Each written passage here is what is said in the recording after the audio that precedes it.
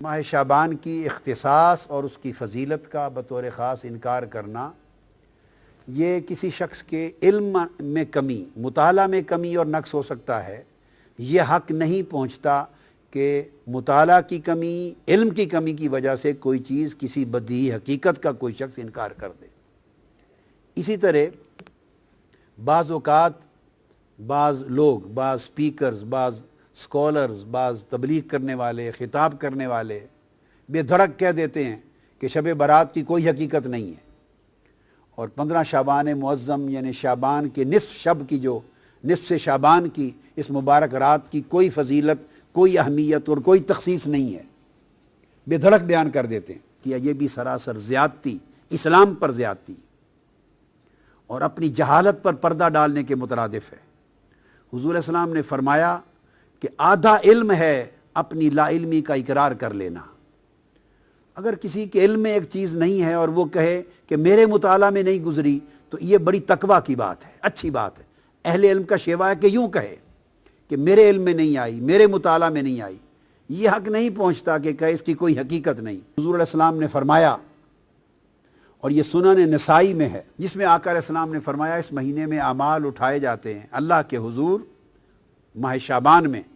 اور میں مسلسل روزے اس لیے رکھتا ہوں کہ میں محبت کرتا ہوں کہ میرے اعمال ماہ شعبان میں اللہ کے حضور پیش ہوں تو میں صائم ہوں، یعنی روزہ دار ہوں۔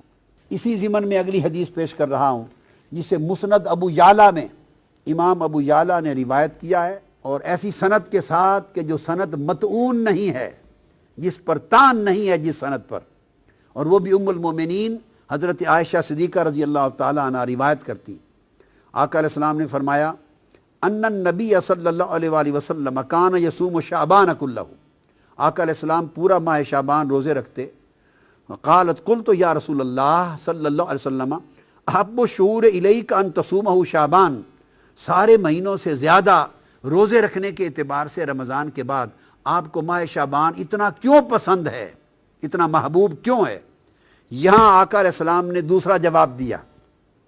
یعنی ماہ شعبان کی دوسری فضیلت بیان فرمائی۔ فرمایا ان اللہ یکتب فیہ علی کل نفس میتۃ تلک السنۃ فاحب ان یاتینی اجلی وانا صائم۔ فرمایا کہ اے عائشہ، اس مہینے ہر وہ شخص میتہ،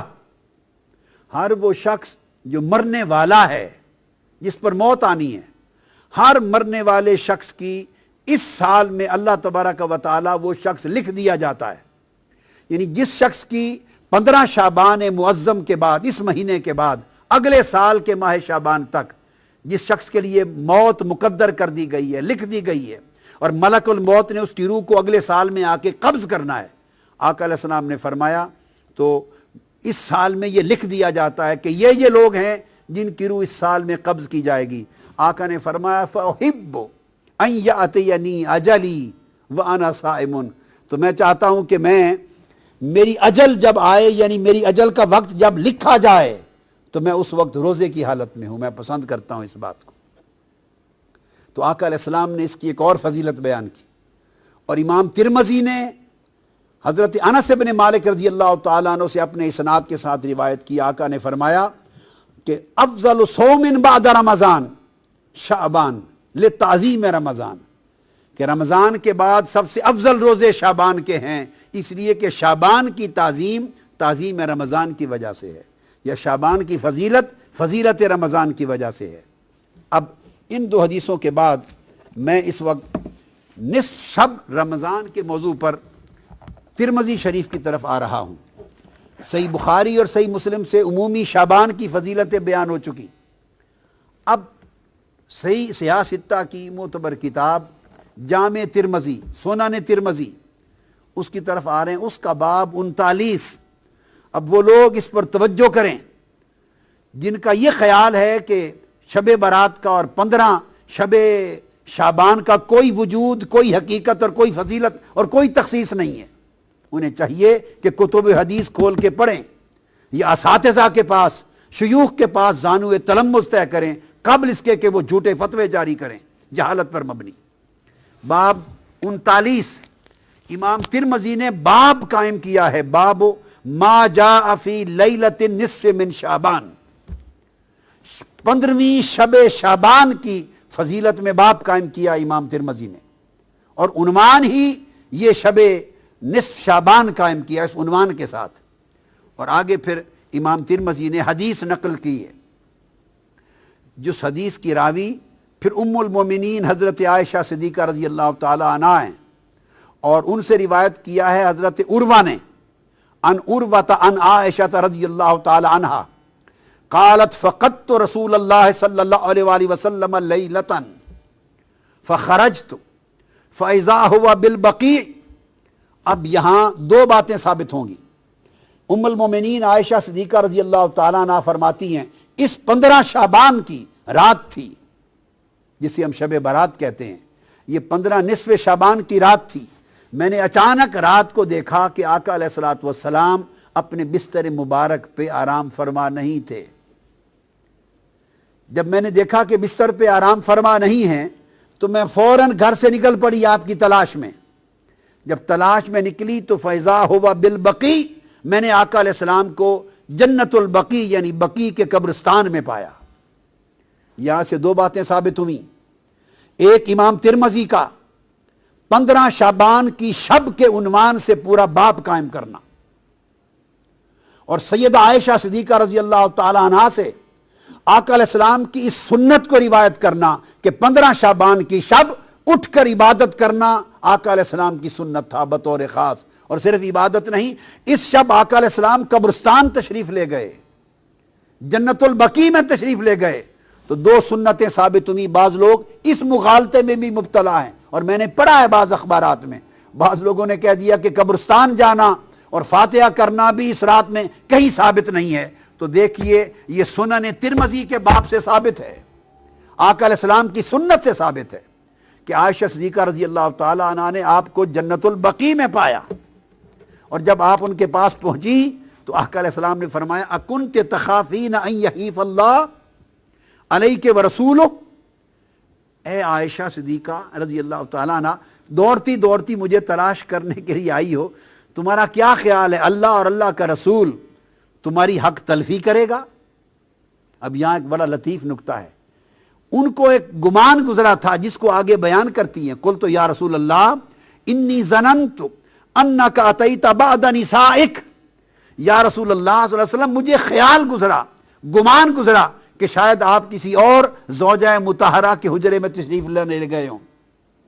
یعنی وہ رات باری کے اعتبار سے ام المومنین عائشہ صدیقہ کی تھی، اور ایک بتقاضۂ بشریت جب اٹھی نصف شب رات کو 15 شعبان کو تو دیکھا آقا تشریف فرما نہیں ہے، ایسے بتقاضۂ بشری خیال آیا کہ کہیں آقا علیہ السلام کسی اور زوجہ مطہرہ کے ہاں تشریف نہ لے گئے ہوں۔ اب آقا علیہ السلام ان کے ذہن میں اس مخفی خیال کو جان گئے، یہ اس نبی کی بصیرت ہے، یہ اس نبی کا علم ہے، نبی کا کشف ہے، نبی کی نگاہ ہے کہ وہ کس خیال کے پیش نظر وہ تلاش کر رہی ہیں۔ تو آپ نے فرمایا ایک تو جان گئے، دوسرا فرمایا کیا تیرا خیال ہے کہ اللہ اور اللہ کا رسول وہ تمہاری حق تلفی کریں گے؟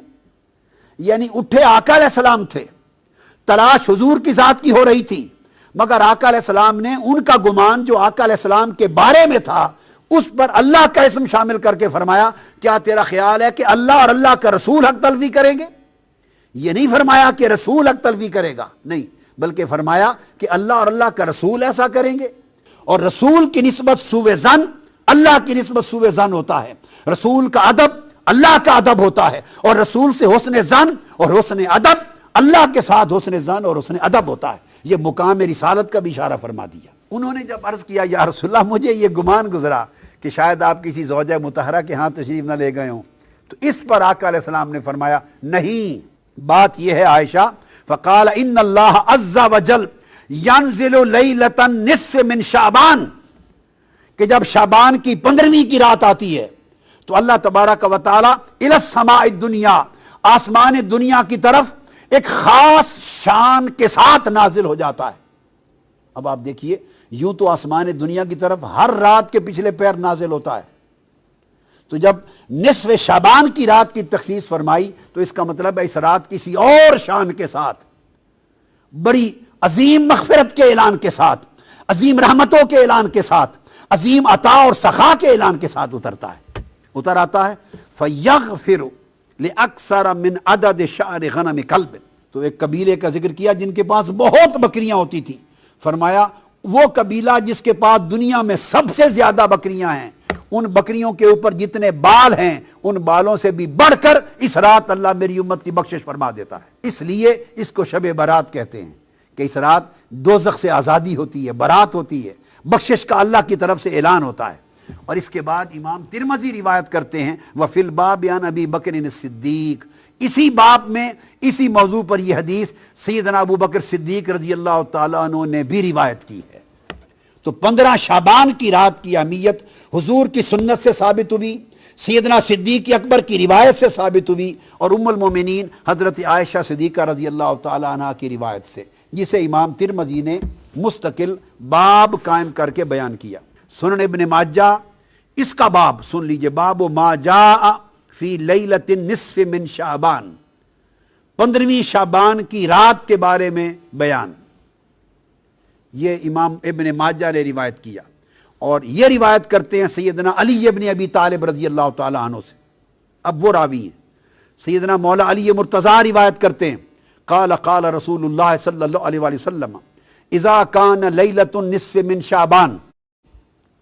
اب وہاں حضور علیہ السلام کی سنت کا بیان تھا کہ اٹھ کر 15 شعبان کی شب کو عبادت کرنا، اور بطور خاص بقیع میں قبرستان میں جا کر مرحومین کی بخشش کے لیے بھی دعا کرنا، اور اپنی بار اللہ کے حضور اپنی التجائیں بھی کرنا، اور آخرت کو بھی یاد کرنا۔ یہ ایک سنت تھی۔ اسی سنت کے تحت اس شب مسلمانوں کی بھاری اکثریت قبرستان جا کے فاتحہ خوانی کرتے اور اپنی آخرت اور موت کو یاد کرتے ہیں۔ یہ آقا علیہ السلام کی سنت ہے۔ اب اس کے بعد سیدنا مولا علی المرتضیٰ عن علی ابن ابی طالب رضی اللہ تعالیٰ عنہ، آقا علیہ السلام نے فرمایا کہ جب شعبان کی 15ویں رات آتی ہے تو آقا فرمایا فقوموا لیلہا وصوموا نہارہا، جب 15ویں شعبان کی شب آئے، شب برات، تو لوگوں اس رات قیام کیا کرو، نوافل پڑھا کرو، عبادت کیا کرو، اور اس کے دن کو یعنی 15ویں شعبان کے دن کو روزہ رکھا کرو۔